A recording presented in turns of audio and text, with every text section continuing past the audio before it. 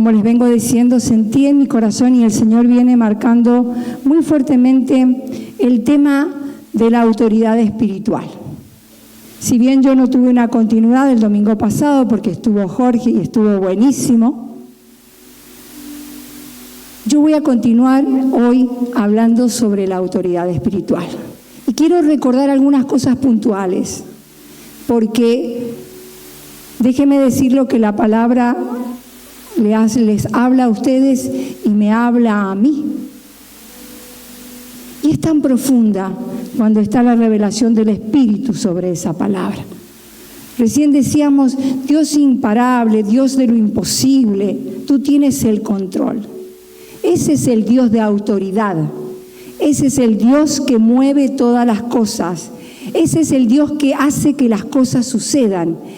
Ese es el Dios que nosotros tenemos que reconocer en nuestra vida. No en algunas partes de nuestra vida, en nuestra vida. Es al Dios que recurrimos cuando todo está destruido, sin esperanza. Pero ese Dios tiene la intención de manifestarse en nuestras vidas a cada momento y en cada instante de nuestra vida. Simplemente tenemos que reconocerlo. Y en un momento yo dije que para poder tener autoridad espiritual en mi vida, para poder transmitirla, yo tengo que tener un encuentro con esa autoridad. Esa autoridad que tiene que ver con Dios. Esa autoridad que tiene que ver con el Espíritu que Dios puso en nuestras vidas. Porque no es algo que puede fabricar usted. La autoridad fluye sola a través de cada uno de nosotros cuando nosotros hemos aprendido a tener ese encuentro con el Espíritu de Dios. Y vimos también que todas las autoridades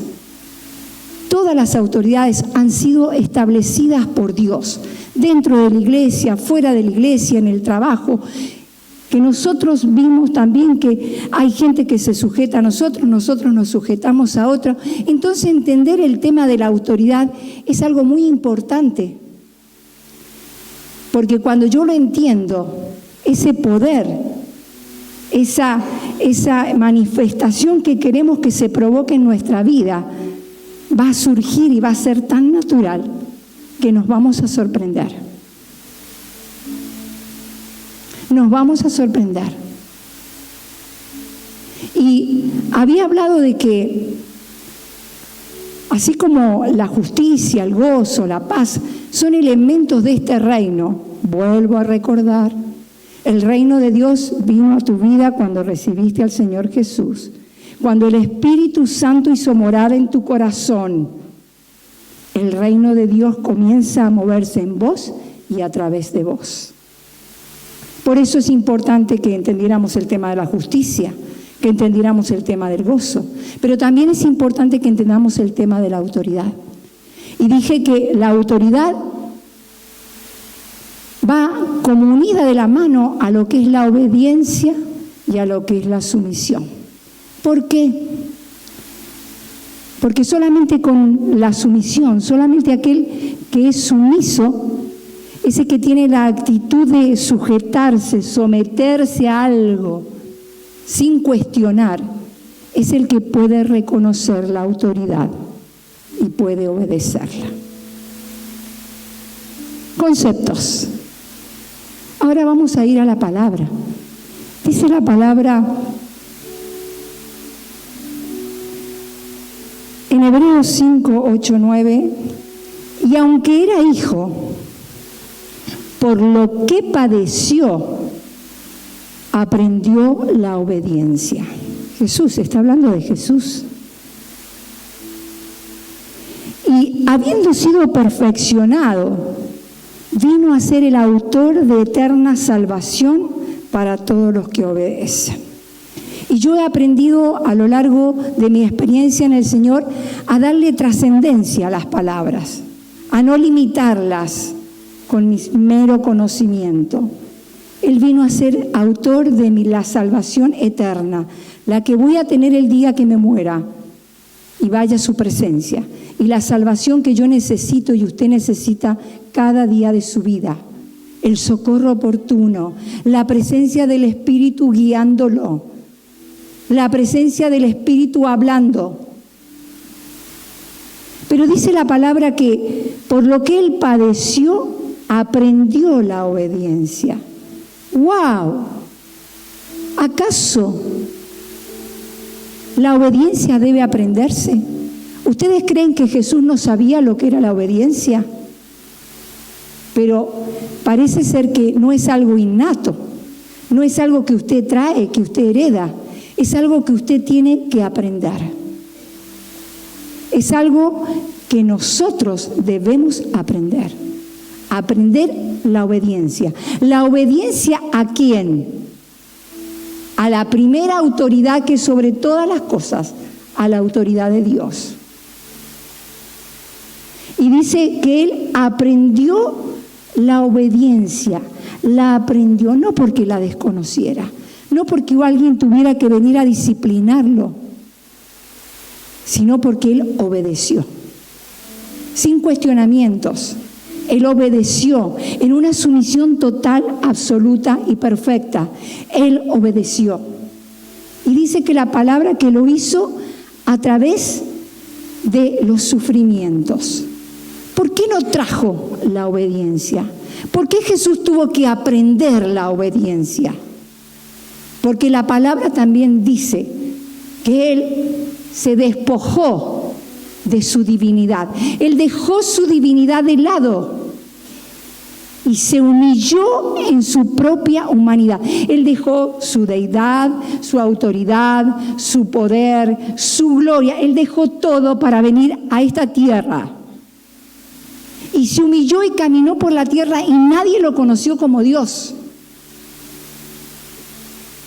Y tuvo que sufrir, tuvo que padecer, porque todos lo sabemos, ¿verdad? Él tuvo que sufrir, él tuvo que padecer. Él obedeció, porque la palabra, y lo hemos visto a través de tantos textos, él no hizo nada que no estuviera de acuerdo a la voluntad del Padre. No porque tuviera pecado, porque nunca pecó. No porque hubiera desobedecido, sino porque obedeció. ¿Y saben qué? Esa renuncia, ese despojarse a sí mismo, ese de sacar el yo de lo que era, es lo que hizo que Dios lo convirtiera en Señor. Es lo que hizo que Dios lo convirtiera en Señor. Y si hay algún desafío que tenemos nosotros como hijos de Dios, es convertir a este Jesús en el Señor de nuestra vida. Pero para eso tenemos que hacer ciertas cosas que el Señor hizo, que tienen que ver con despojarnos de nuestra humanidad, despojarnos de lo que nosotros somos y vivir en esa sujeción y ese sometimiento que parece ser tan difícil. Cristo representa la obediencia perfecta. Cristo es la obediencia perfecta, es la autoridad perfecta. Y cuando vemos que la palabra dice que tuvo que sufrir, usted se preguntará, ¿qué, Viviana? ¿Acaso tenemos que sufrir nosotros para aprender la obediencia? Yo esto me lo preguntaba y me acordaba de lo que el Señor Jesús había dicho, que en el mundo íbamos a tener problemas, íbamos a tener aflicciones, pero que teníamos que confiar. Y confiar es tomar esa actitud de descanso, ¿no?, frente a Él. Esa actitud de humildad de saber que hay alguien superior que tiene el control. Porque, de hecho, nosotros podemos decir que la desobediencia ha traído sobre nuestra vida dolor, sufrimiento, caos, destrucción. Cualquier ser humano que se ponga a pensar y a reflexionar va a concordar en lo que yo les estoy diciendo. El haber hecho la voluntad de cada uno significó dolor y sufrimiento. ¿Saben una cosa?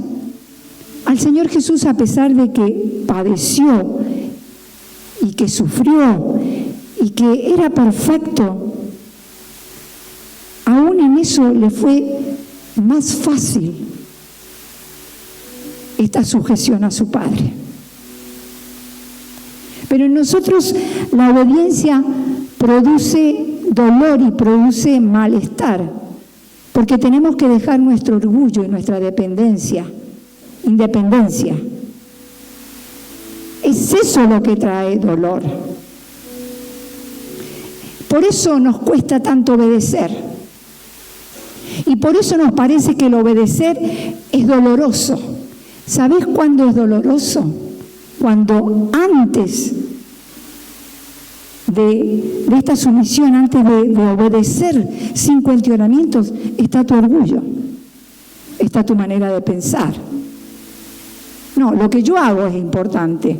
Yo decido qué voy a hacer ahora. Yo sé cómo me voy a mover en tal situación. No necesito que Dios me diga nada. Pero este Dios imparable, este Dios imposible, este Dios que hace lo que hace, es el Dios que quiere estar cada día de nuestra vida, porque Él es el que sabe. Él es la autoridad. Si no, mostrame con hechos qué has logrado hacer por tus propios medios. ¿A dónde nos llevó la sabiduría humana? ¿A dónde estamos por las decisiones que tomamos? ¿Qué es lo que hemos alcanzado por seguir nuestros propios criterios? Y te resulta difícil obedecer. Y nos resulta difícil obedecer.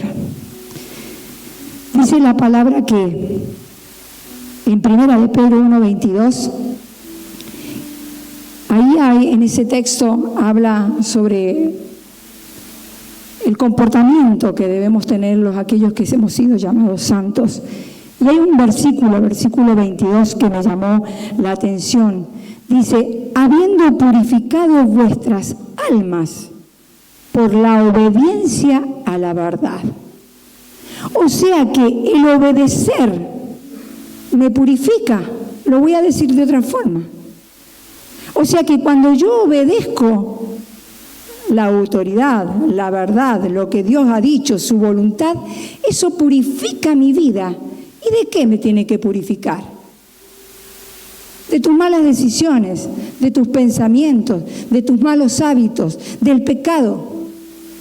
Es la obediencia la que lleva y corrige nuestra vida y nos lleva a buen puerto. Y lleva a que, como dice, Él vino a ser autor de la eterna salvación. ¿Para quiénes? ¿Para quiénes? Dice la palabra. Para aquellos que obedecen. Y yo reflexionaba en esto. ¿Cuántas veces oramos? ¿Cuántas veces intercedemos? ¿Cuántas veces creemos que haciendo sacrificio vamos a doblegar la mano de Dios? Cuando a Dios lo que le mueve es tu obediencia. ¿De qué le vale que doblemos nuestra rodilla, que hagamos un ayuno, si a la hora de tener que perdonar no perdono, si a la hora de tener que hacer lo correcto no lo hago? ¿Con quién creen que estamos tratando? ¿Quién creemos que es Dios?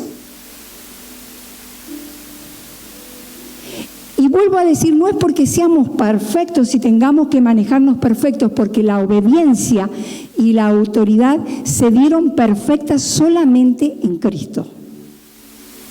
Pero el reconocer esto, el apelar al poder y a la autoridad que nos ha sido manifestada a través del Espíritu, es tener la fuerza y la herramienta para enderezar aquello que está torcido, para corregir lo que está mal en nuestra vida, para no perder tiempo, sino para acelerar los tiempos de Dios en la vida de cada uno de nosotros. Yo quiero la aceleración de los tiempos de Dios para mi vida.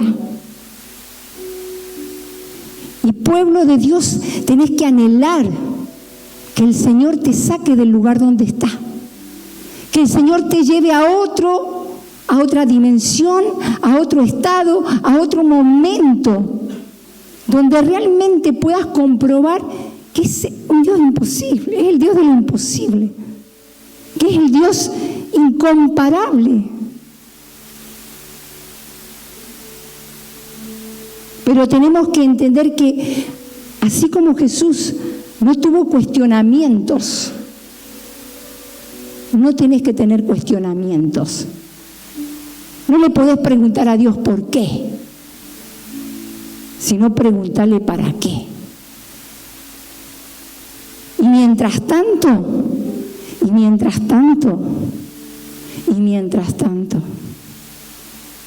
vas dejando que el poder vaya transformando tu vida. Ustedes saben que la autoridad,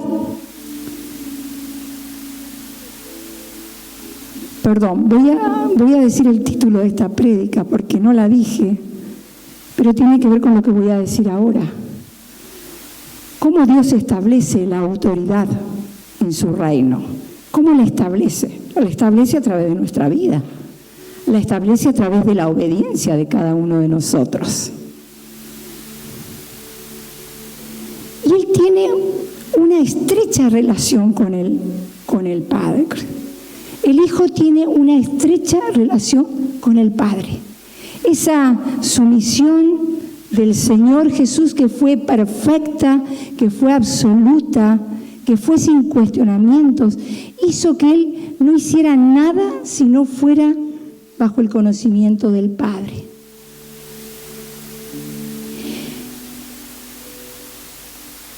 Es una relación que no se puede romper por nada. Pero fijémonos en nuestras relaciones, en las relaciones que nosotros manejamos en la tierra, en el mundo. Aquí la obediencia es imperfecta. La obediencia es, como dije, imperfecta, como lo es también la autoridad. Y acá encontramos lo que es la aparente subordinación. Por ahí las relaciones entre los padres y los hijos se rompen. Las relaciones entre los esposos se rompen. ¿Verdad? Por ahí un patrón hace abuso de la autoridad. Por lo tanto, las relaciones que nosotros mantenemos es imperfecta. Pero Dios quiere que como iglesia nosotros podamos establecer su autoridad. ¿Cómo? A través de una sumisión a la cabeza. Muchos definen a la iglesia como un grupo de personas que tenemos una misma fe y nos amamos y nos queremos, pero Dios la ve mucho más allá. Dios no solamente ve que somos un grupo que creemos en Él, que nos amamos, sino nos mira como cuerpo. Y acá viene algo importantísimo. Él nos mira como cuerpo. ¿Y saben una cosa? Si nosotros lo llevamos a un paralelo, la cabeza, que es Cristo, no puede hacerle daño al cuerpo. Dice la palabra que todo varón es cabeza del hogar. Y dice que Jesús es la cabeza de todo varón. Y dice la palabra que Dios es la cabeza de Cristo. Pero ahora yo les voy a hacer un ejemplo. Les voy a pedir, a ver, Germán, por haberme dicho que no. Venga, Germán. Mirá bien, está averiado.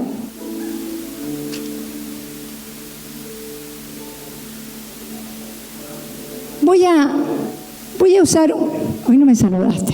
Sí, ah, ¿sí? Bueno.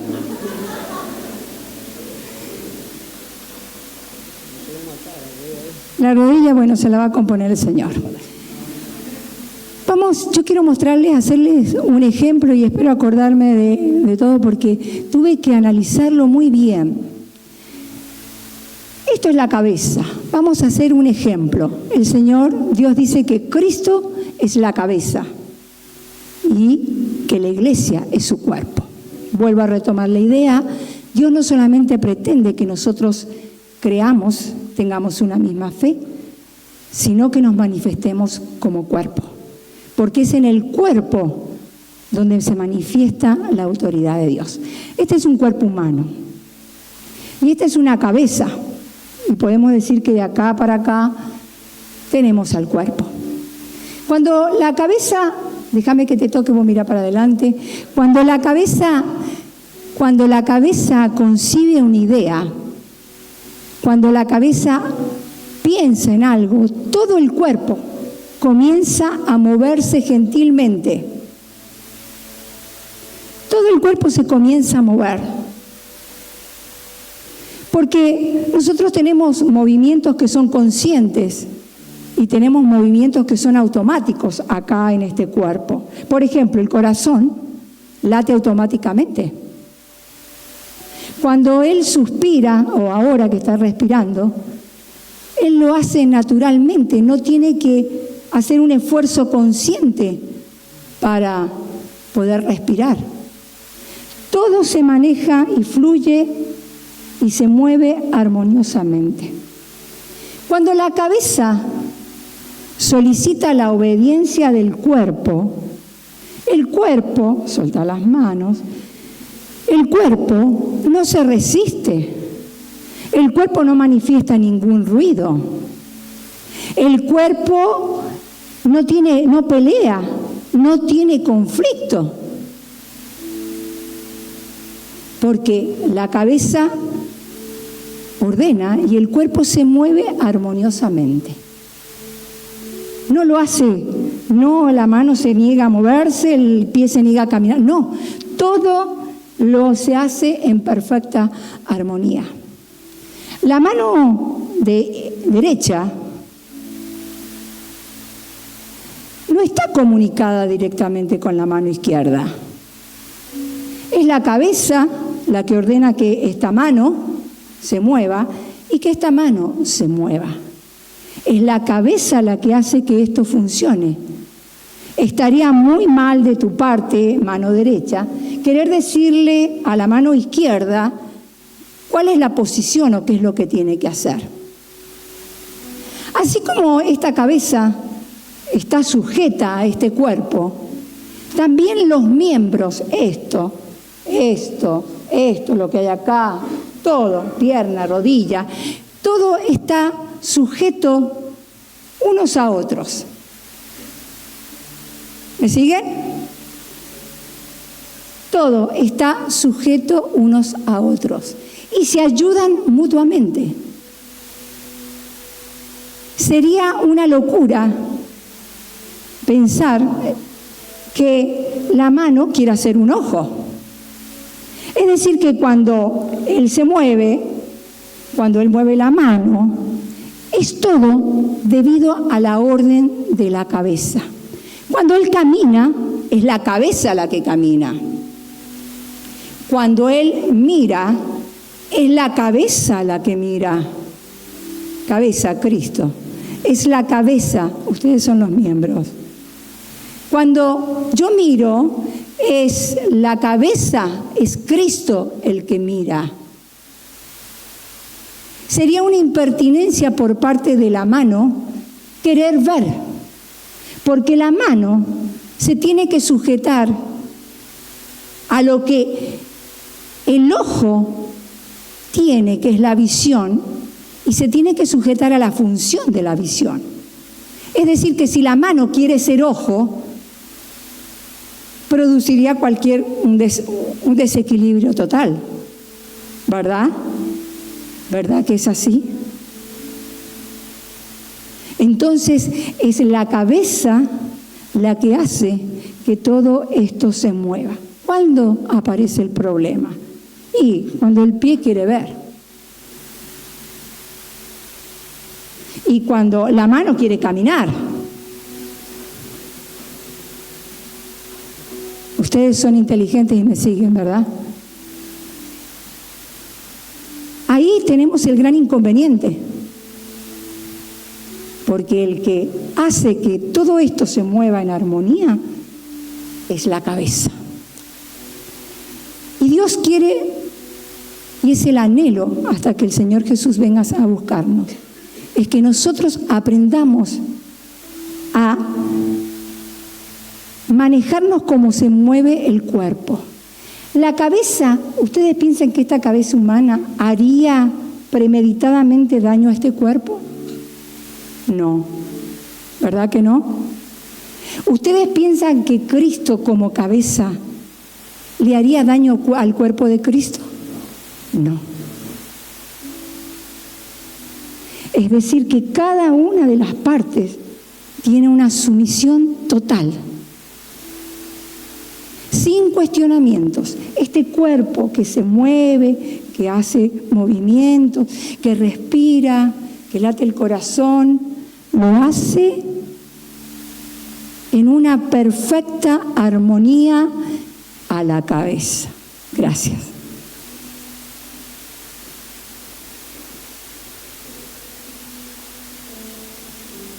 Podemos entonces decir con total seguridad de que ninguno de esos miembros obedece a la cabeza por obligación. Principio. Se mueven y fluyen en total armonía con la cabeza. La mano no lo obedece porque se obliga a obedecer a la mano. Es todo tan sincronizado que esa obediencia fluye y hace que el cuerpo se mueva en perfecto equilibrio y en perfecta armonía. Ninguna obediencia que se hace por obligación es obediencia. Nadie que lo haga por obligación el obedecer es obediencia.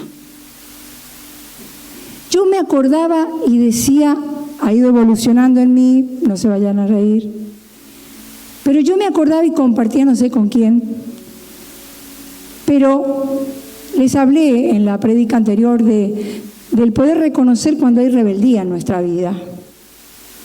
Y yo les comentaba que Dios había puesto a un esposo que era militar, un esposo que hacía valer sus botas. Y en mis inicios, yo me acuerdo, todavía sigue tratando el Señor conmigo, en mis inicios Jorge me decía, porque tal y tal y tal y tal.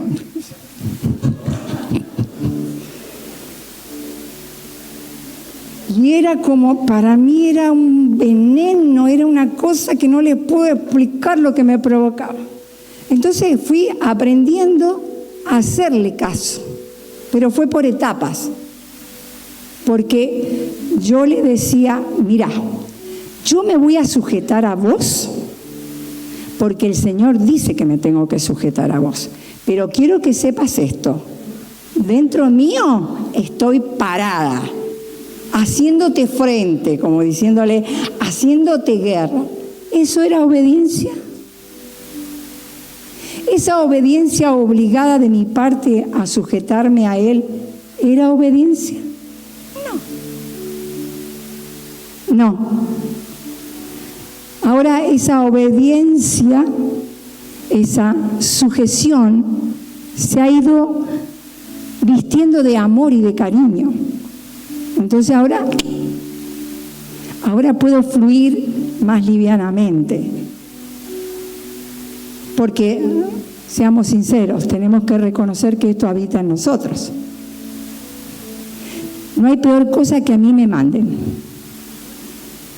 Me vive mandando. Mandando en el buen sentido. Anda. Y para mí, debo reconocerlo porque el Señor ya lo conoce. Y les cuento esto para que vean que yo no soy distinta a ustedes. Dios trabajó en mi vida y sigue trabajando en mi vida. Entonces, primero que tiene que saber que cuando nosotros obedecemos obligadamente, no es obediencia. Cristo, tenemos la obediencia perfecta, porque Él lo hizo en sumisión total, sin cuestionamientos. Un hijo puede tener una aparente subordinación a su padre. Sí, te voy a hacer caso porque no me queda otra. Pero interiormente, esposos, le di mi ejemplo. Un patrón con su empleado.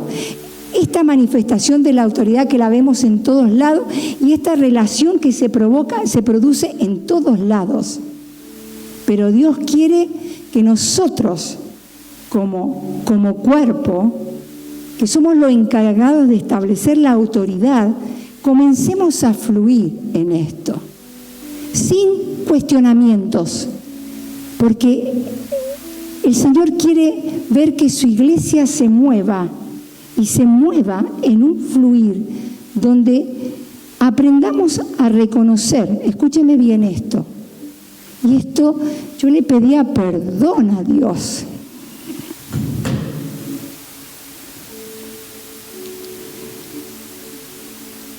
Aprendamos a reconocer y aceptar la autoridad de Cristo en la vida de todo miembro del cuerpo. Lo voy a volver a decir. Debemos aprender a reconocer y aceptar que cada uno de los que están aquí, incluyéndome, tenemos una autoridad dada por Dios y es la autoridad de Cristo. Poder mirar a mi hermano entendiendo que le ha sido otorgada una autoridad, que le ha sido dado un don, que le ha sido dado un ministerio, que le ha sido dado eso precioso para que Él se manifieste. Es importantísimo porque tenemos una autoridad limitada. Porque la mano no puede ser ojo, ni puede decirle al ojo lo que tiene que hacer. Pero si la mano se sujeta a la autoridad del ojo, si la mano apela a lo que el ojo puede ver, va a poder moverse, va a poder fluir. Y esto nos va a evitar un montón de cosas y de falta de consideraciones que tenemos como miembros en el cuerpo de Cristo. Y saben otra cosa que es, pero fuertísima, si usted tiene revelación de Dios en lo que yo estoy diciendo, que el Espíritu se lo dé. Cuando usted acepta y reconoce la autoridad del otro, la autoridad de Cristo en el otro, usted va a poder recibir y aceptar las riquezas de Cristo, no las riquezas del hermano. Las riquezas de Cristo van a venir a su vida y usted se va a encontrar que más de una vez va a poder saltear situaciones porque va a aprender de ese hermano y quizás no tenga necesidad de pasar por una prueba. ¿Por qué? Porque entiende que a cada uno le ha sido dada una autoridad de Cristo. Es Cristo el que da la autoridad. Es Cristo el que da la capacidad. Es Cristo el que da el don. Es Cristo el que se mueve con autoridad. Cuando yo miro al hombre, no tengo que mirar al hombre, porque si ustedes me miran a mí, van a encontrar que tengo muchos defectos. Pero hay una autoridad que Dios me ha dado que fluye en mí más allá de lo que yo soy. Y que viene y es solamente de Él. Y que la tiene cada uno de los que están aquí. Pero cuando usted quiera hacer lo que no es, va a sufrir la pobreza. Así como cuando dice la palabra que cuando uno resiste una autoridad, resiste a Dios. Cuando usted resiste y no mira y no reconoce la autoridad de Cristo en la vida de un hermano, usted está resistiendo a Cristo, no al hermano. Eso es obediencia. Eso es, no sé qué dije, si desobediencia o obediencia, bueno. Me sigue, ¿verdad? Diga, tengo una autoridad dada por Dios. ¿Lo cree? Amén. Por eso cuando yo lo decía, no sé cómo puede caer cuando yo lo digo, pero cuando yo comienzo a hablar esto, así decir lo que el Dios que yo tengo, es como que yo me siento que yo puedo. Es como que yo puedo dejar lo que yo soy para empezar a moverme en Él, no en mí, en Él. Porque Él es el que puede y Él es la autoridad que Él desea fluir en cada uno de nosotros. Amén.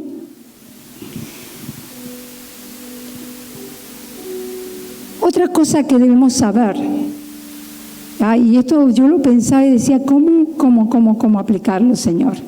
¿Cómo llevarlo al ejemplo? Queda claro que el Señor quiere que como cuerpo nos movamos unos con otros en forma armoniosa, ¿verdad? ¿Quedó claro eso? ¿Quedó claro que cada uno tiene un don?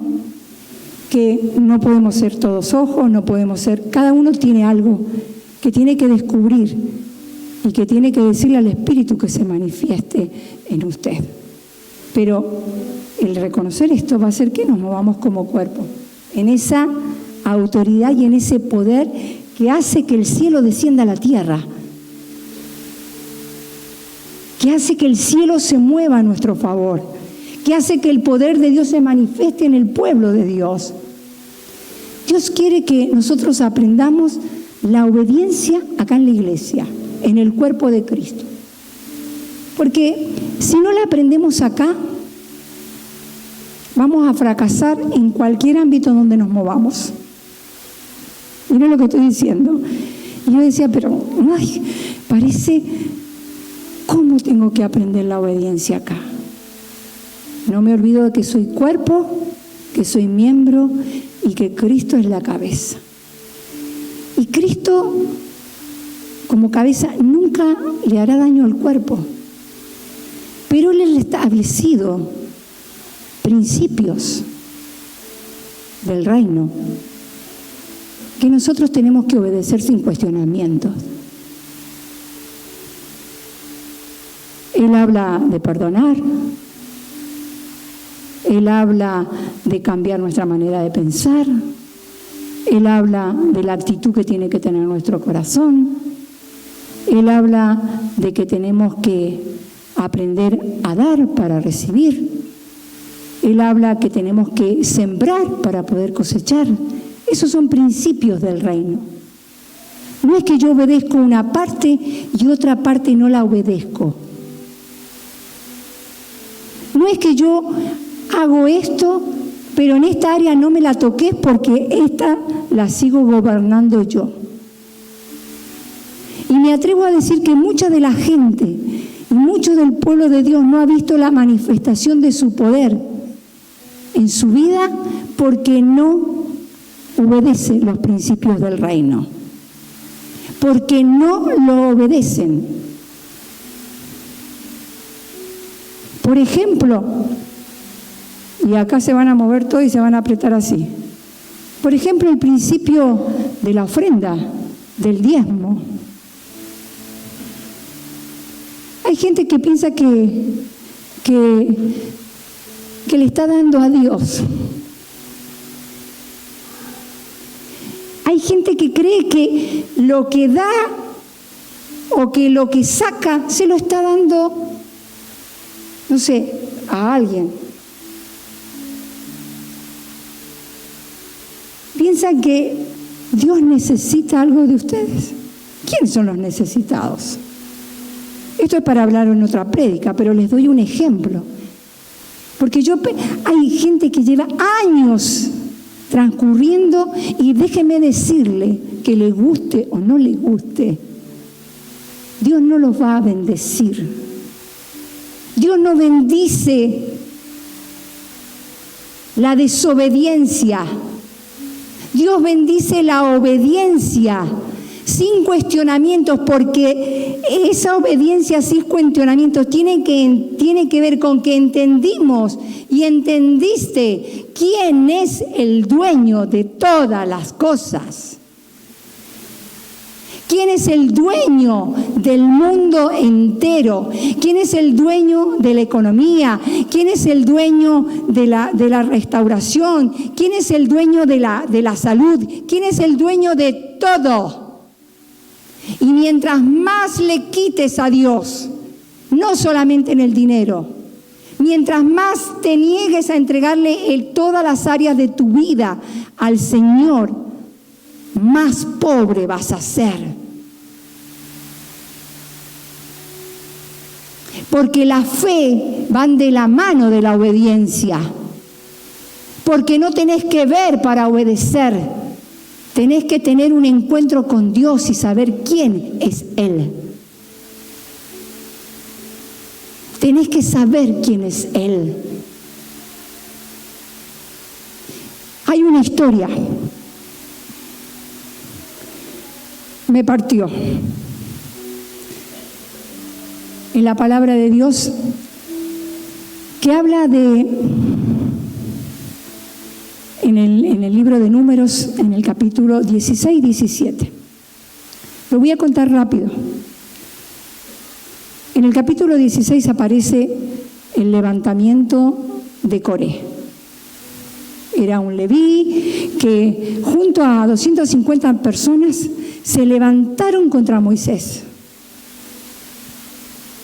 Y se levantaron cuestionando la autoridad que Dios había dado a Moisés y específicamente a Aarón. Ellos eran los que estaban delante del tabernáculo. Ellos eran los que ministraban a Dios y ministraban a la congregación. Pero un día dijeron, ya me cansé de ser esto, ya me cansé de ser hermano. Queremos el sacerdocio, queremos ser como Aarón. Y si ustedes leen el capítulo 16, que es largo, van a ver cómo Dios no solamente a ellos abre la tierra y los traga, sino después a aquellos que le cuestionaron por qué había tragado a esos, cómo los quema con fuego. Y fueron más de 14.000, creo, me acuerdo bien, de 14.700 que murieron. Pero no me voy ahí, les cuento esto como la antesala. Entonces viene después la parte donde Dios le habla a Moisés en el capítulo 17 y le dice, mira, decile a los padres de las 12 tribus que busquen una vara y que la traigan, una vara que tenía que estar sin hojas, una vara que tenía que estar sin raíces, una vara que era un palo muerto, era un palo seco. Y le dice, y tráela y ponela delante del tabernáculo de reunión de testimonio. Ponela ahí, las 12 varas. Y dice, y en cada vara escribía el nombre de los padres de las tribus. Entonces yo, dice el Señor, me voy a manifestar y la vara que yo haga florecer, ese será el varón que yo voy a escoger. Eso le dice Dios al pueblo, le dice a Moisés. Moisés hace eso. La cuestión es que, ¿cuál es la vara que florece? La vara de Aarón.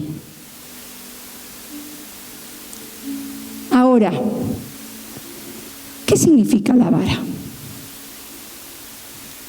¿Qué significa la vara? La vara tiene que ver con la posición de nosotros, la posición del hombre. Nosotros somos personas secas, muertas. Somos personas que no podemos hacer nada sin Dios, pero la vara florecida simboliza la vida de resurrección. La vara florecida simboliza la vida de resurrección. ¿Qué es la resurrección, Viviana? No es algo natural. No tiene que ver con algo natural. No tiene que ver con lo que vos sos ni con lo que yo soy. No tiene que ver con tu capacidad ni tiene que ver con mi capacidad.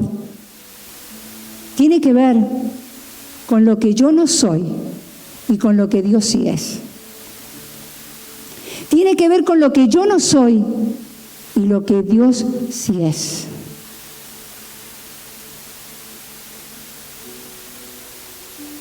Guay de nosotros que nos creamos Guay de nosotros que nos creamos que somos los que hacemos y movemos la rueda de la vida. ¡Wow! Aquel que tenga en su mente esa idea de creer que maneja las cosas a su manera. Sumisión total. El Señor Jesús tuvo que renunciar, tuvo que despojarse, tuvo que dejar de ser Él para poder hacer que el poder de Dios se manifestara en su vida, para que la vida cobrara vida. Sara, Isaac significa risa, porque Sara se rió cuando dijo como anciana que iba a tener familia. Nosotros también deberíamos reírnos y decirle a Dios cada vez que vamos a servir: ay Señor, yo no soy capaz, yo no puedo. Pero si tú obras en mí, yo puedo. Si tú obras en mí, la autoridad tuya va a aflorar en mí. Porque no hay ninguna autoridad que no venga de parte de Dios y no emane a través de Dios. Por lo tanto, no es lo que nosotros somos ni lo que pensamos, es lo que yo no soy, pero que Dios es. Y termino diciendo esto. Dice Pablo en 2 de Corintios, yo lo voy a hablar. Dice, porque tenemos este tesoro en vasos de barro. Usted es un vaso de barro, donde hay un tesoro, que es el Espíritu Santo, que es el poder de Dios. Dice, para que la excelencia del poder sea de Dios. Usted ni yo somos nada. Si hay algo bueno, es obra de Dios. Si usted es espiritual, es obra de Dios. Si usted puede hacer lo que hace, es obra de Dios.